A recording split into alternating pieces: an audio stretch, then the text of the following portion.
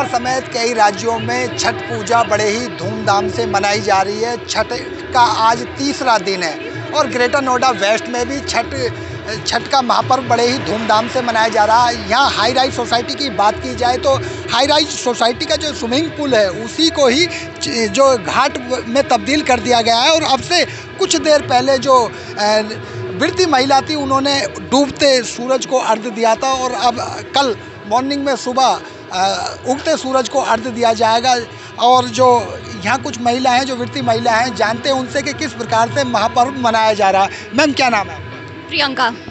Ma'am society में इस बार किस प्रकार से जो छठ का महापर्व है किस प्रकार से मनाया जा रहा है और जो घाट बनाया है कहाँ बनाया गया है? बहुत ही हर्षोल्लास के साथ ये छठ पर्व हमारा यहाँ मनाया जा रहा है। आप देख सकते हैं कितनी सुंदर तरीके से इसको सजाया गया है और हमने बहुत अच्छे से इसको मनाया छठ पर्व को। मैं खुद झारखंड से हूँ और आपको मैं बता नहीं सकती हूँ मैं कितनी खुश हूँ कि मुझे यहाँ नोएडा में इसका अनुभव करने का मौका मिल रहा है। आप सभी को छठ पर्व की बहुत बहुत शुभकामनाएं। आप क्या बोलेंगे?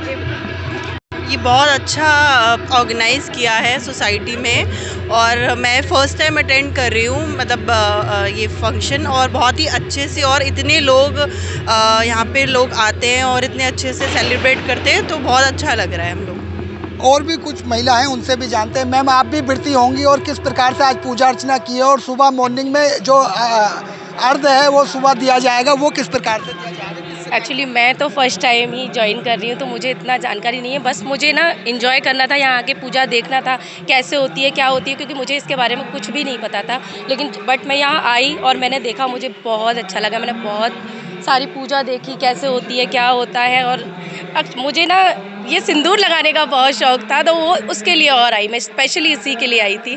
बट मुझे यहाँ बहुत अच्छा लगा। अब मैं सुबह 4 बजे यहाँ कुछ पूजा होती है, अर्घ वगैरह होता है, वो मुझे आज पता चला तो मैं सुबह भी कोशिश पूरी करूँगी कि सुबह भी आके मैं देखूँ। और भी कुछ लोग हैं उनसे भी महिलाएं उनसे भी जानते हैं। मैम आपने आज व्रत रखा होगा और डूबते सूरज को अर्घ्य किया होगा, सुबह मॉर्निंग में करेंगे पूजा अर्चना की तो कैसा महसूस हुआ? भैया मैं व्रत नहीं हूँ लेकिन फिर भी मैं पूजा में शामिल होने के लिए यहाँ पे आई हूँ और 3-4 साल से मैं लगातार पूजा करती हूँ और मेरी चाची मेरे घर वाले रखते हैं ये व्रत और बहुत अच्छा है। सभी को छठी मैया की शुभकामनाएं।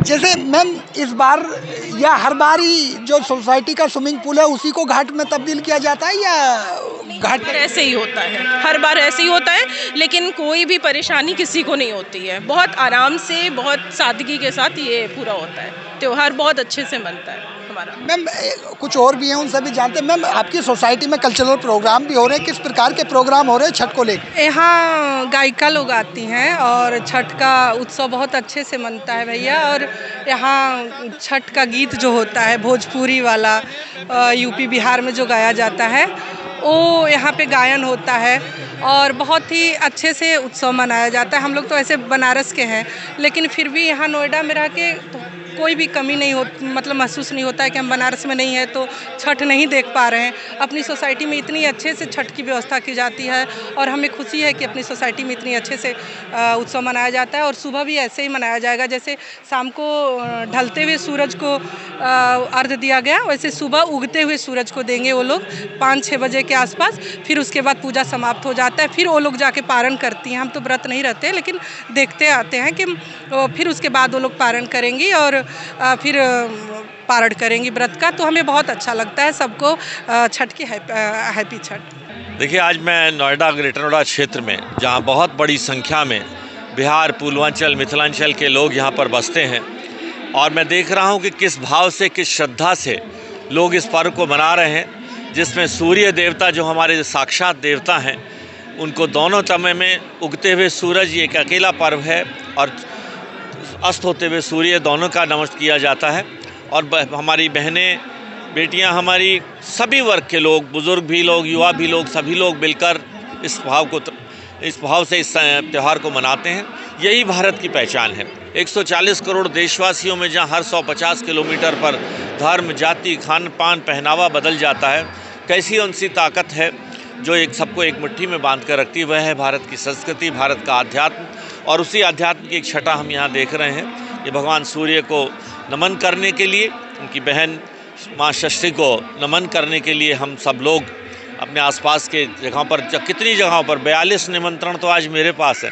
तो आप समझ सकते हैं कितनी बड़ी संख्या में लोग, और मैं भी आधा पूर्वांचली हूँ, पत्नी मेरी भी बनारस से। देखिए, इस बार बहुत अच्छे ढंग से प्लानिंग कर मैं देख रहा हूँ, जहाँ व्यवस्थाओं में पिछले बारों में कुछ कमियाँ थी, शासन प्रशासन के लोगों ने मिलकर, सामाजिक संस्थाओं ने मिलकर, संतोष झा जी, ये इनकी पूरी टीम लगी हुई है इन व्यवस्थाओं को देखने में। मैं देख रहा हूँ व्यवस्था, सुरक्षा, सफाई, सभी लोग चीज़ व्यवस्थाओं को देखकर बहुत अच्छी व्यवस्था की गई।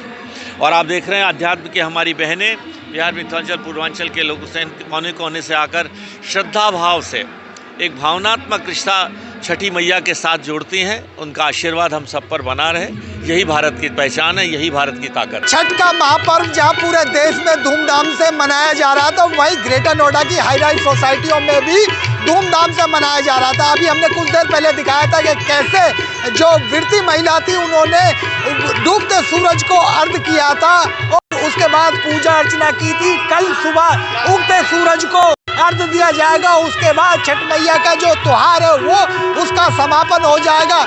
सोसाइटी के जो लोग हैं, जो घाट के साथ साथ उन्होंने सांस्कृतिक कार्यक्रम का भी आयोजन किया है। आप देख सकते हैं मेरे पीछे कि जो सांस्कृतिक कार्यक्रम है, लोग गायक जो गीत है वो गाए जा रहे हैं, वो कल्चरल प्रोग्राम करे जा रहे हैं। बाकायदा जो सोसाइटी के लोग हैं, ये जो सोसाइटी है ये महागुण माईवुड सोसाइटी है, हाई राइज सोसाइटी है। यहाँ के लोग बड़े ही धूमधाम से छठ के त्योहार को मना रहे हैं। हमारे साथ कुछ लोग हैं, आइए जानते हैं उनसे। सर, किस प्रकार से आप छठ के पूजा का जो ये छठ पूजा का कार्यक्रम है, किस प्रकार से बना रहे हैं? देखिए, ये हमें आस्था का पर्व है, हमारी परंपरा है, श्रद्धा है। ये बचपन से जब से हो संभाला है। हम बहुत, एक साल ये समाप्त होगा, फिर हमारे एक उत्साह जो है, हम इसकी वो करने लगते हैं, वेट करते हैं कि कब हमारा पर्व आए। ये हमारा दिवाली के छठे दिन से तो मेन पर्व होता है, बट ये चौथा दिन नहाय खाए से स्टार्ट होता है। उसके बाद खरना पूजा होता है, उसमें खीर का प्रसाद जो है वो भोग लगता है और हम अपने बंधु बांधव दोस्तों में बांटते हैं। और उसके बाद शाम का अर्घ है, इसमें जो फल फूल होते हैं, नारियल है, सेब है और विशेष ठकुआ होता है, उसके सूप में डाल के सूर्य भगवान डूबते सूर्य को अर्घ्य प्रदान करते हैं। फिर कल जाके सुबह उगते हुए सूरज को हम अर्घ्य प्रदान करेंगे और पारण बोला जाता है, समापन हो जाएगा। फिर हम लोग यहाँ पे मित्रा ग्रुप है, हम लोग 7 साल से कर रहे हैं यहाँ, और सब मिलके प्रसाद। सोसाइटी में कल्चरल प्रोग्राम हो रहे हैं, वो किस प्रकार के लोग गीत जो गाए जा रहे हैं, वो किस प्रकार से लोग आनंद ले?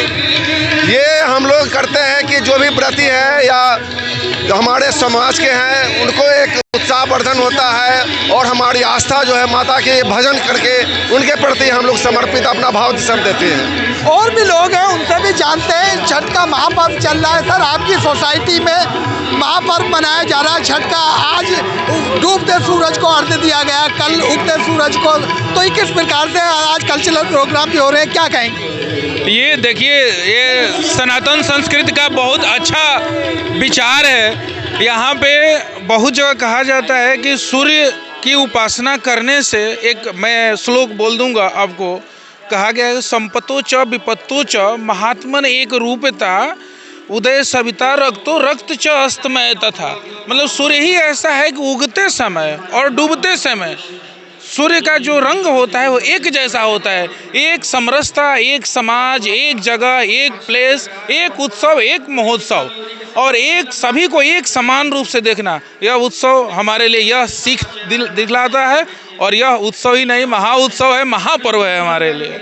और भी लोग हैं जो सोसाइटी में जिन्होंने आयोजन किया है इसका। सर, क्या नाम है आपका और कौन सी सोसाइटी में आपने छठ के जो पर्व है उस पर क्या प्रोग्राम रखा है, कैसे रखा है? मेरा नाम रतीश गौरव है, मैं इसी सोसाइटी में रहता हूँ, महागुण माईवुड्स में, और हम पिछले 7 सालों से छठ पर्व का आयोजन करते हैं। छठी मैया की कृपा से भगवान सूर्यदेव के दर्शन करते हैं, उनको अर्घ देते हैं सुबह शाम का। इसके अलावा नहाय खाए का प्रोग्राम होता है, उसके बाद खरना और फिर संध्या अर्घ और फिर उसके बाद उषा अर्घ होता है। तो पिछले 7 साल से कर रहे हैं। हमारे सांस्कृतिक कार्यक्रम भी होते हैं और लोगों का उत्साह देखते बनता है। हजारों की संख्या में लोग अब आ रहे हैं, हम हमारे साथ जुड़ रहे हैं, इस आस्था के साथ जुड़ रहे हैं। जो छठ पर्व पहले बहुत कुछ जगह के लिए सीमित था, आज वो पूरे अंतर्राष्ट्रीय ख्याति प्राप्त हो गया है, सभी जगह कर रहे हैं। आप न्यू जर्सी जाएं, आप घाट की व्यवस्था की जाए तो किस प्रकार की घाट की व्यवस्था की गई है? जी, घाट की व्यवस्था हमारी तैयारी जो 1 महीने पहले से हो जाती है। हम घाट को सजाते हैं, यही हमारे लिए सबसे महत्वपूर्ण होता है, क्योंकि घाट जो होता है वो हमारे लिए तपस्थली है, वो हमारे लिए एक तपोभूमि है और वही चीज़ हमारे लिए एक तीर्थ स्थान भी है। तो जब हम पूजा करते हैं तो घाट को सजाना बहुत आवश्यक होता है, ताकि भक्तिमय और रस जो है भक्ति का वो बना रहे। श्रद्धालु जो है अपनी श्रद्धा बरकरार रखें और उसी भाव से, उसी उमंग के साथ, उत्साह के साथ उस घाट पर आएँ और देखें। नयनाभिराम दृश्य देखकर ही उनके मन में वो उमंग उत्पन्न हो। अगर प्रशासन की बात की जाए तो जिला प्रशासन की तरफ से किस प्रकार की व्यवस्था की गई है?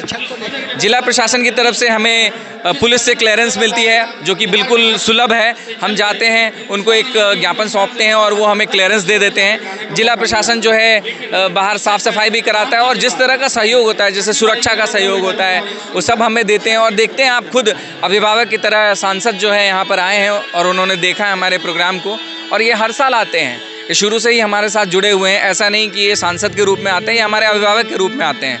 तो उनका जो स्नेह है वो बना हुआ है और यही चीज़ आपके यहाँ के क्षेत्र के विकास के लिए भी बहुत महत्वपूर्ण है। लोगों को अवेयरनेस है, लोग जानते हैं कि महागुण माईवुड्स में ऐसा होता है।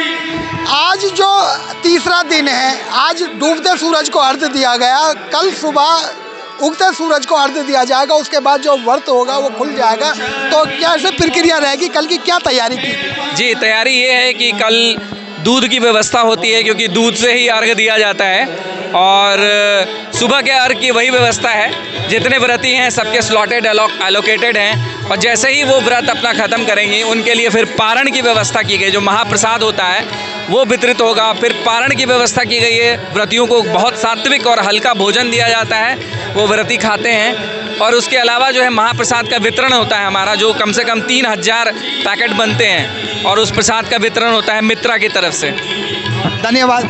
तो ये थे सोसाइटी के आयोजक, जिन्होंने जो अपनी सोसाइटी में जो छठ का जो महापर्व का प्रोग्राम है, जो सांस्कृतिक प्रोग्राम है वो कराए जा रहे हैं। आज जो उगते सूरज को, डूबते सूरज को अर्घ्य किया गया था, सुबह मॉर्निंग में उगते सूरज को अर्घ्य किया जाएगा, उसके बाद प्रसाद का वितरण होगा। जो व्रती होंगे वो अपना व्रत खोलेंगी और उसके बाद पूजा अर्चना कर प्रसाद वितरण हो जाएगा और महापर्व का जो छठ का महापर्व है वो समाप्त हो जाएगा। ग्रेटर नोएडा से नाव नोएडा, यूनुस आलम।